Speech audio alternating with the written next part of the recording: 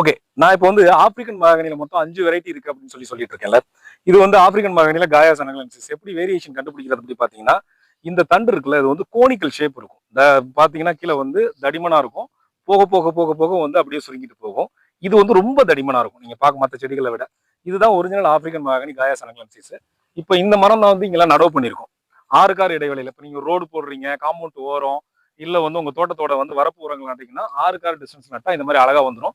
ஏன்னா அது கிளைகள் வந்து அதிகம் வராது, ஒரே உயரமா போயிடும். அப்படி இருக்கும்போது இந்த மரங்கள் வந்து இப்ப இந்த 6 கார் இடைவெளியில வந்து இந்த மாதிரி வந்து வரப்பு ஓரங்களையும் நீங்க வச்சுக்கலாம். இந்த மாதிரி வந்து இந்த மரங்களோட ஏஜ் வந்து நடவு பண்ணி வந்து பாத்தீங்கன்னா ஒரு 12 மாசம் தான் ஆகுது.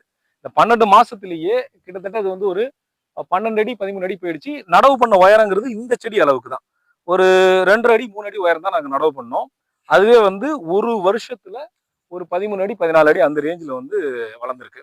இந்த மாதிரி வந்து ஆப்பிரிக்கன் மகாகனி காயா சனகலன்சிஸ் வந்து உங்களுக்கு வேணும்னாலும் மினிமம் 6 என்ற எண்ணிக்கையில எம்எஸ்எஸ் சூப்பர் சர்வீஸ் மூலமா நீங்க வாங்கிக்கலாம்.